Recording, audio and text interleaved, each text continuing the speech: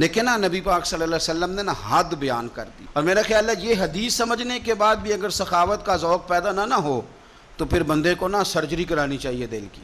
نبی پاک صلی اللہ علیہ وسلم نے فرمایا اللہ کے رستے میں خیرات کر کے جہنم سے بچ جاؤ، اللہ کے رستے میں خیرات کر کے جہنم سے بچ جاؤ، اللہ کے رستے میں دے کے جہنم سے بچ جاؤ۔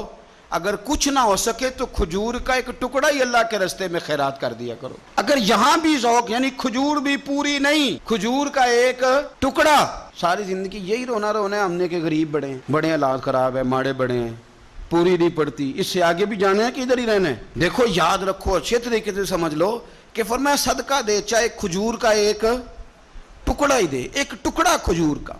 اب سمجھ لیں بات کو، ہمارا جو معیار اب خرچ کرنے کا ہے نا، وہ تو ہم نے امیر لوگوں کے ذمہ لگا دیا ہے، اور امیر بیچارہ بھی وہ کئی دفعہ الجھ جاتا ہے، وہ کہتا ہے جناب کس کس کو دیں، مسجد کو، مدرسے کو، گلی بنانے والوں کو، قبرستان بنانے والوں کو، غریبوں کو، بیواؤں کو، سب کو پتہ چل گیا محلے میں فلانا بندہ امیر ہے، تو ہر ایک کی توجہ اسی کی جانب ہے۔ اور میں نے تو اپنی زندگی میں یہ بھی دیکھا ہے کہ امیر کے پاس پیسے آ جائیں تو لوگ اس طرح شکوہ کرتے ہیں کہ دیتا نہیں، جیسے اس کے نہیں اس بیچارے کے پیسے ہیں۔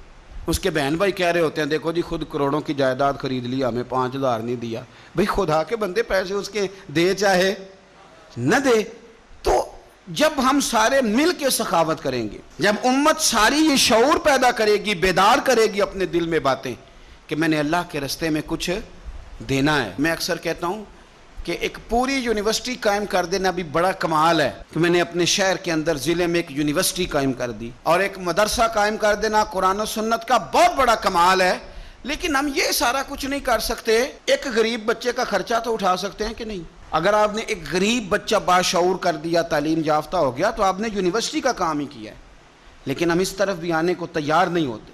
اپنی قربانی کے لحاظ سے ماحول کو سخاوت کا رنگ دیں، ماحول کو ذوق کا رنگ دیں۔ ہمارے ہاں لوگ پوچھنے لگ جاتے ہیں کہ قربانی کا سارا گوشت گھر میں رکھنا جائز ہے؟ بالکل جائز ہے۔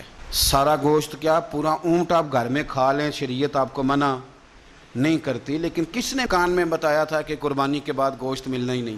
آپ یقین کریں، پوچھیں الیکٹریشین لوگ جو یہ کام کرتے ہیں، مکینک لوگ، ان سے پوچھیں، وہ کہتے ہیں سب سے زیادہ فریزر کا کام آنے لگ گیا ہے، لوگ فریجیں ٹھیک کرا رہے ہیں اس لیے کہ گوشت سٹاک کرنا ہے، پتہ نہیں اس کے بعد کوئی بکرا ہاتھ آئے کہ نہ آئے، آخری سمجھ کے کھانا ہے۔ ایسا نہ کرو۔